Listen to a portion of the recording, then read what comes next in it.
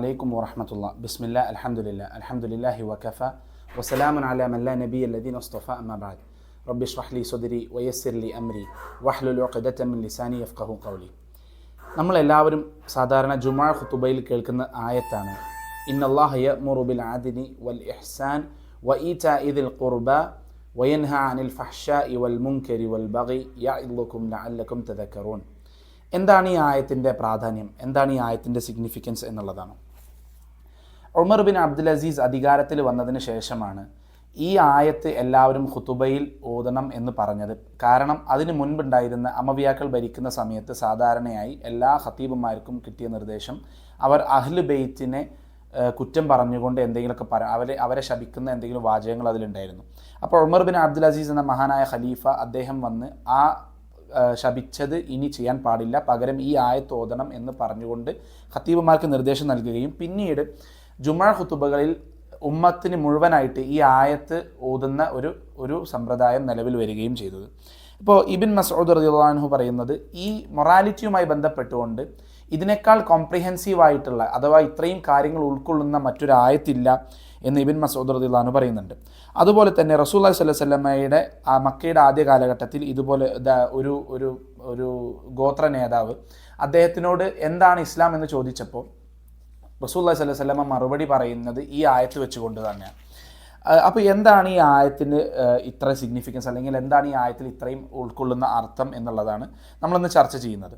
അപ്പോൾ അല്ലാഹു സുബ്ഹാനഹു വ തആല കൽപ്പിക്കുകയാണ്, ഇന്നല്ലാഹ യഅ്മുറു, അല്ലാഹു സുബ്ഹാനഹു വ തആല കൽപ്പിക്കുന്നു എന്ന് പറഞ്ഞുകൊണ്ട് എന്തെങ്കിലും ഒരു കാര്യം പറയുമ്പോൾ അത് കൂടുതൽ ഗൗരവമേറിയതാണ് എന്ന് നമ്മളെ സൂചിപ്പിക്കാൻ വേണ്ടിയിട്ടാണ്.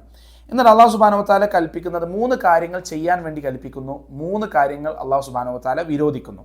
അപ്പോൾ 3 ലെവലിലാണ് അത് പറയുന്നത്. അപ്പോൾ ആദ്യത്തെ കാര്യം എന്നുള്ളത് ഇന്നല്ലാഹ യഅ്മുറു ബിൽ അദ്ൽ, നീതി പുലർത്തുക. അല്ലാഹു സുബ്ഹാനഹു വ തആല നിങ്ങൾക്ക് കൽപ്പിക്കുകയാണ് നീതി പുലർത്താൻ വേണ്ടി. അപ്പോൾ എന്താണ് ബേസിക്കലി നീതി പുലർത്തുക എന്നുള്ളത്?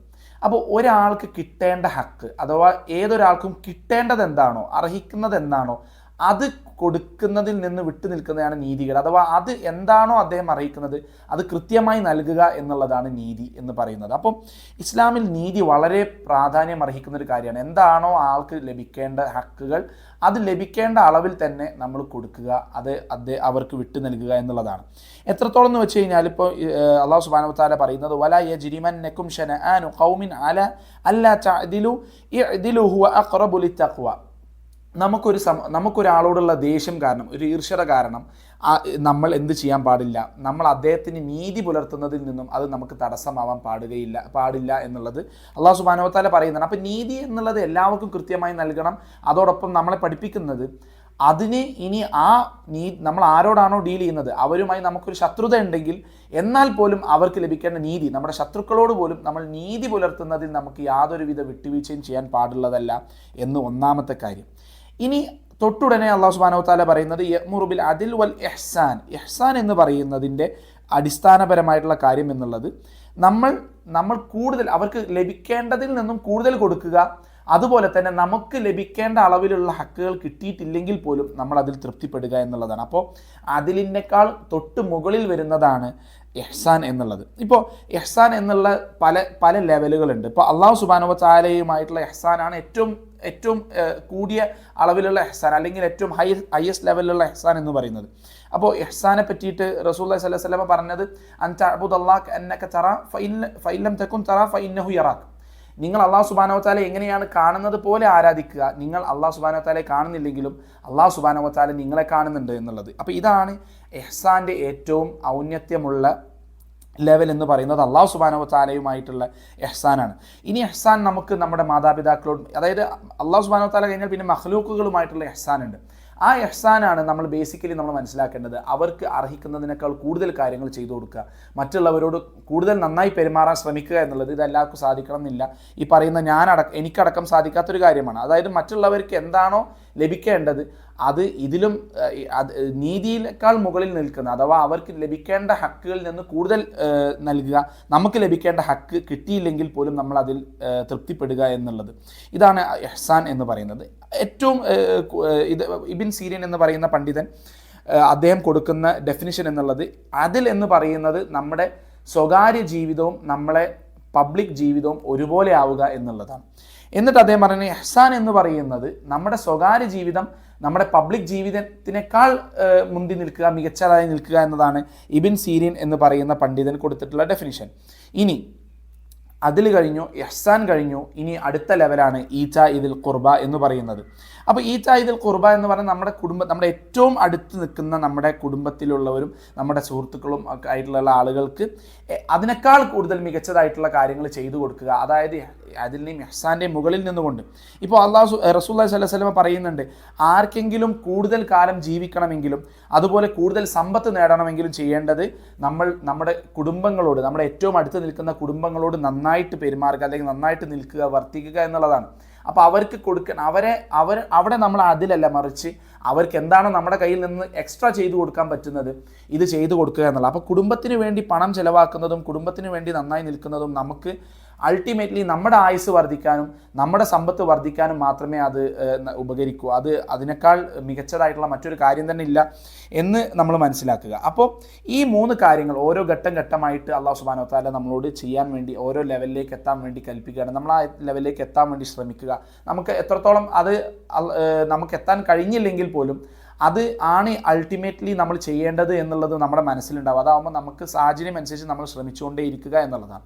അത് കഴിഞ്ഞതിന് ശേഷം 3 കാര്യങ്ങൾ അല്ലാഹു സുബ്ഹാനഹു വ തആല വിരോധിക്കുകയാണ്. ഇവിടെ 3 കാര്യങ്ങൾ കൽപ്പിക്കുകയും പിന്നെ 3 കാര്യങ്ങൾ വിരോധിക്കുകയാണ്. വയൻഹ, അല്ലാഹു സുബ്ഹാനഹു വ തആല വിരോധിക്കുകയാണ്. എന്താണ്?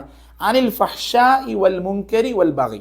ഫഹ്ശ എന്ന് പറഞ്ഞാൽ എന്താ? നമ്മുടെ പേഴ്സണൽ ആയിട്ടുള്ള, പ്രൈവറ്റ് ആയിട്ടുള്ള, നമുക്ക് അരോചകമെന്ന് തോന്നുന്ന തിന്മകൾ, വ്യഭിചാരമായിക്കോട്ടെ, മദ്യപാനമായിക്കോട്ടെ, ലഹരി ആയിക്കോട്ടെ, ഇങ്ങനത്തെ കാര്യങ്ങളാണ് നമ്മൾ ഫഹ്ശ എന്ന് പറയുന്നത്.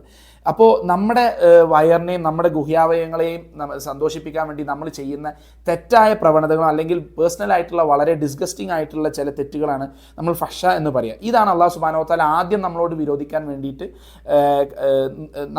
നമ്മളെ തടയുന്നത്. തൊട്ടുടനെ അല്ലാഹു സുബ്ഹാനഹു വ തആല പിന്നീട് നമ്മളോട് നിർത്താൻ പറയുന്നത് മുൻകർ. അപ്പോൾ ഈ ഫഹ്ശ എപ്പോഴാണ് മുൻകറാവുക?